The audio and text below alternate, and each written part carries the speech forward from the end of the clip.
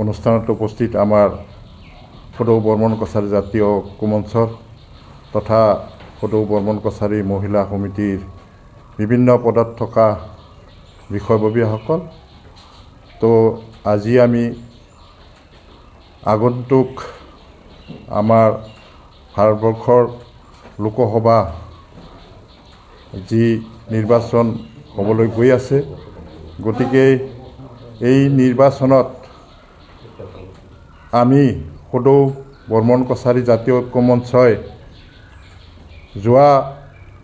যি বিটিআৰ তথা বিধানসভাৰ নিৰ্বাচন হৈ গ'ল,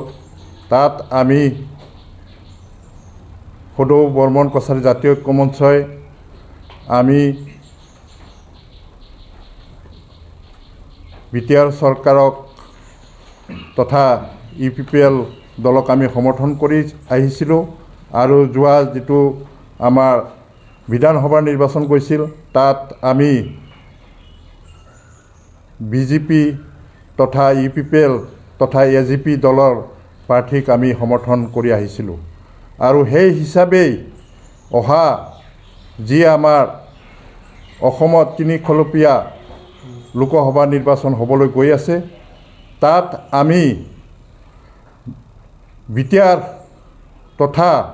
সদৌ অসম থকা আমাৰ বৰ্মন কছাৰীসকললৈ আমি আজিৰ এই প্ৰেছ বিজ্ঞপ্তি যোগে আমি আহ্বান জনাবলৈ বিচাৰিছোঁ যে আমাৰ বৰ্তমান বিটিআৰ তথা অসমত যি এটা BJP AGP UPPLৰ চৰকাৰ তথা বিটিআৰত UPPL BJP আৰু GSPৰ যি শাসন ব্যৱস্থা চৰকাৰ চলি আছে, এই চৰকাৰৰ অহাৰ পৰাই যে এটা গোটেই অসম তথা আমাৰ বিটিআৰত এটা শান্তিৰ বাতাবৰণৰ সৃষ্টি হৈছে, লগতে বিভিন্ন জনগোষ্ঠীৰ মাজত এটা ঐক্যতা শান্তি স্থাপন কৰি আমি লাভ কৰিবলৈ সক্ষম হৈছোঁ। লগতে শান্তিৰ লগতে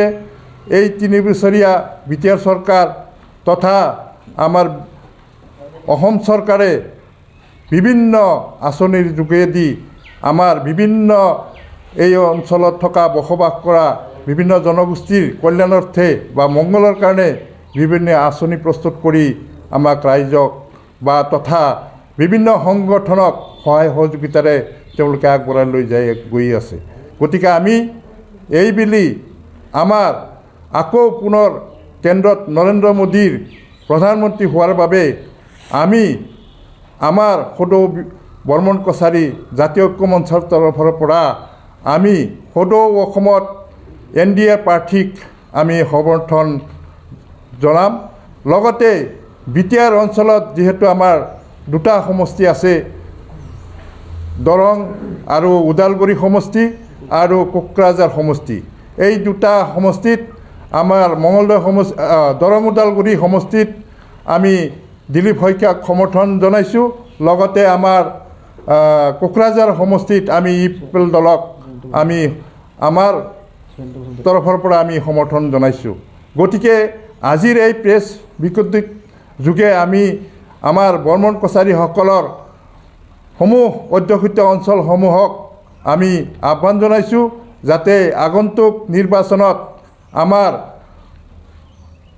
সদৌ অসম তথা আমাৰ বিটিআৰ অঞ্চলত থকা বিভিন্ন ঠাইত বৰ্মন কছাৰীসকলে যাতে আমি সমৰ্থন দিয়া